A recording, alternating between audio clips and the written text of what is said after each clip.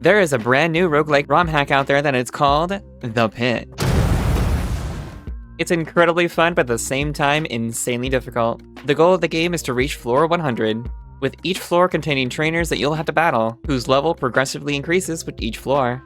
Plus, did I mention that this game has all 9 generations of Pokémon? Talk about variety. Speaking of which, there's loads more to cover. But first, before players can dive into tackling The Pit, you're given the ability to pick 3 starters from a grand total of 9 to choose from. Depending on the level of difficulty you choose, the choices may vary, but for the most part, you can see everything from first, middle, and final stage evolutions, legendaries, and even mythical Pokémon.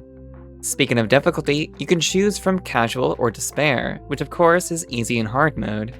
Even still, casual mode can prove to be very difficult.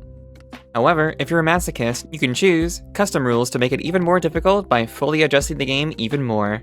This is to all you challenge runners out there, because you can also do monotype runs, or you could just simply randomize everything. Alright, so you have your 3 Pokémon and you're set to go into The Pit. You're going to see an indicator to the top right of the screen that shows how many trainers are on this floor that you have to defeat as you progress through The Pit. Floors can range from anywhere from 1 to 4 trainers. All of them are going to have the same amount of Pokémon as you do, and their levels are tied to the floor.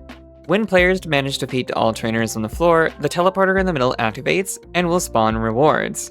These can range anywhere from healing items, revives, rare candies, battle, and held items. And this, of course, is the resource management that players will have to do. Every run when you start out, you're given some items that help you out in the beginning. However, things can go seriously wrong if you're not careful. There's also a random chance for a Pokémon to appear that is considered a random event. This is indicated in the top left corner of the screen. These special Pokémon can either be helpful to you or a hindrance. So be careful of traps. Usually the first 4 floors are relatively easy for players, and every 5 floors you will reach the Pit Shop. That includes 3 NPCs that do various things for players. The middle NPC will heal your team. The one on the left will allow you to either relearn moves for free, or you can pay a hefty amount to learn either egg moves or pre-evolution moves.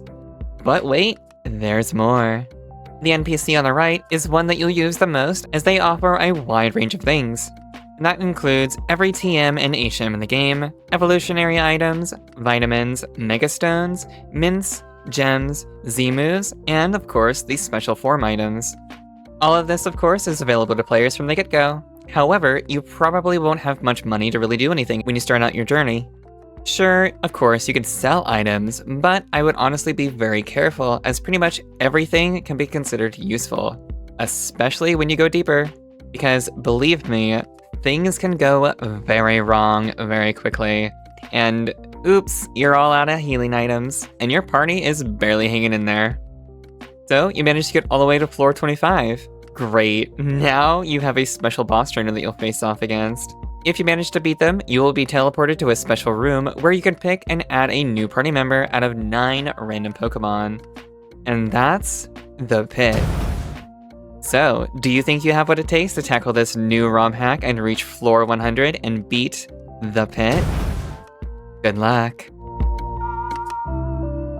La la la la la la la la la la la la la la la la la la. Bum bum bum.